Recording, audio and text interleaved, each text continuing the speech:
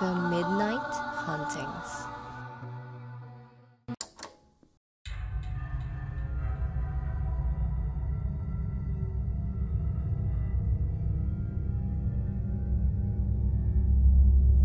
Magandang araw mga ka-midnight. Ako si Rex. Ang kwentong ito ay pinadala ng isa nating tagapakinig. At ito ay tungkol sa isang lalaki na nagmana ng agimat ng kanyang ama. Kung saan, nagkakaroon siya ng mga kakaibang abilidad at ginagamit niya ito panlaban sa masasamang mga nilalang. Pakitago na lang po ako sa pangalang Tunying. Nagsimula ang aking kwento nung ako ay bata pa.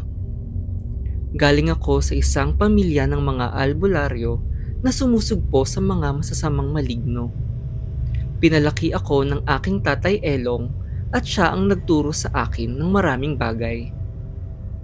Minulat niya ako sa mga aswang, tikbalang at mga manananggal. Sila ang madalas na nakakalaban ng aming pamilya dahil sa mga panganib na nagagawa nila sa aming baryo. Tinuruan ako ni tatay kung paano harapin ang mga ito gamit ang aming agimat. Sinasabing ilang henerasyon na daw na pinamana sa amin ng agimat na panlaban umano sa mga engkanto. Nagbibigay daw ito ng lakas, liksi at talas ng mata at pandinig. Ito daw ay bigay pa ng mga ninuno namin na kumakalaban sa mga aswang. Si Tatay Elong ang nagpalaki sa akin mula nang mamatay ang aking nanay. Hindi siya masyadong nagkikwento tungkol sa pagkamatay ni nanay bukod sa aswang di umano ang kumuha dito matapos niya akong ipanganak. Tuwing tinatanong ko siya ay tumatahimik lang si tatay. Isang gabi nung bata pa ako ay sinama ako ni tatay sa aking unang misyon. May isa umanong tiktik ang umaaligid sa bahay ng isang buntis.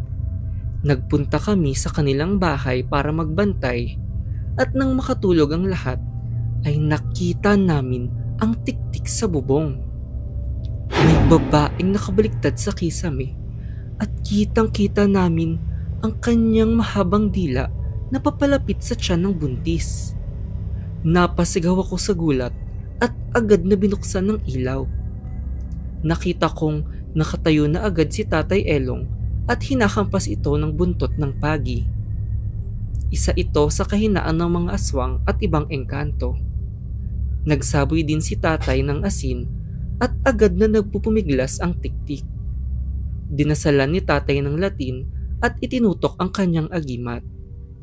Agad na nagbagong anyo ang tiktik sa isang malaking ibon at lumipad papalayo.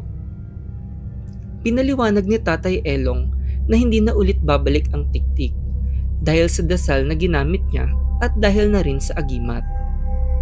Yun ang una kong karanasan na harapin ng mga aswang sa aming baryo. Nang ako ay tumanda, ay natuto na akong makipaglaban sa kanila. May mga pagkakataon na kami ni Tatay Elong mismo ang sumusugod sa mga pugad ng mga maligno. Pupuntahan namin ang kanilang mga tirahan at dadasalan para hindi sila makabalik. Natuto din ako ng mga dasal para protektahan ang aking sarili. Ilang taon akong tinuruan ni tatay at ako ay nasanay na sa aming mga ginagawang pakikipaglaban. Ngunit hindi pa din ako pinapagamit ng agimat dahil hindi pa daw ako handa sa kakayahan nito. Nagbago ang lahat nang ako ay mag-16 na taon. Ako daw ay pwede nang gumamit ng agimat at sasamahan ako ni tatay sa misyon. Simple lang daw ang aming gagawin. May pugad daw ng mga dayo na aswang at dadasalan ko lang ang lugar nila. Hindi namin inaasahan na inaabangan na pala nila kami. Si Tatay Elong ang nagsilbing paim kaya nauna siya sa pugad. Huli na namin napansin na halos walang aswang dun at kami ay nabitag nila. Nagmamadali si Tatay Elong na makatakas. Ngunit dahil nasa akin ang agimat, ay hindi siya ganun kabilis at mahahabol na. Nanginginig ako sa takot at muntik nang hindi makakilos dahil sa kaba at takot. Ngunit tinibayan ko ang aking loob dahil alam ko ang aking gagawin. Dahil itinuro na ni tatay ang lahat sa akin.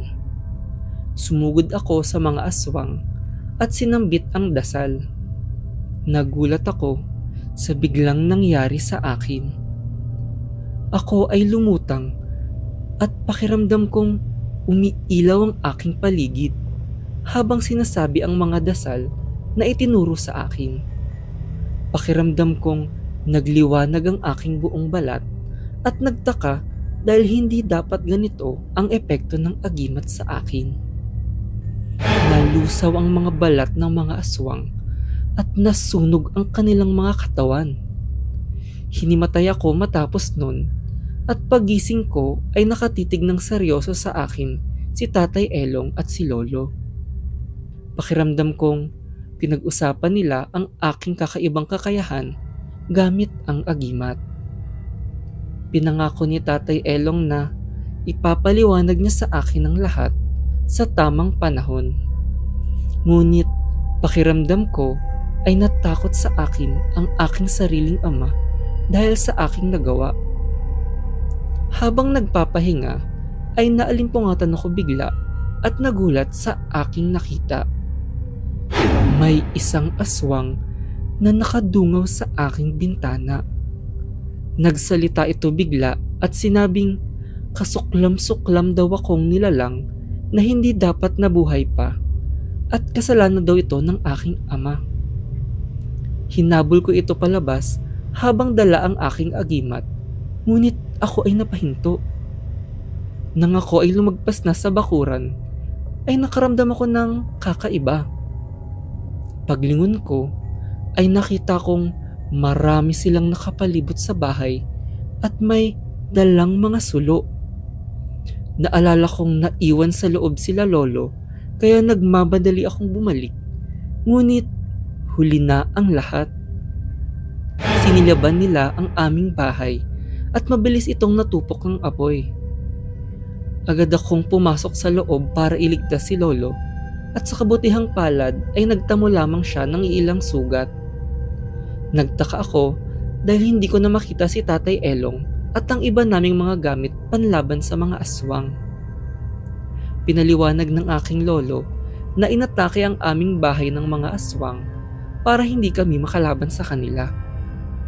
Nagtaka kami dahil hindi dapat sila makakalapit sa amin at tila nasira ang proteksyon na nilagay sa aming bahay. Ang tanging makakasagot lang ay si Tatay Elong. Ngunit sa gabing iyon ay bigla na lang siyang naglaho. Siya ang susi sa mga misteryo na nangyayari sa amin. Bakit kami sinugod ng mga aswang? Anong ibig sabihin ng aswang na ibang nilalang ako? At bakit ako nagkaroon ng kakaibang abilidad gamit ang agimat ni tatay?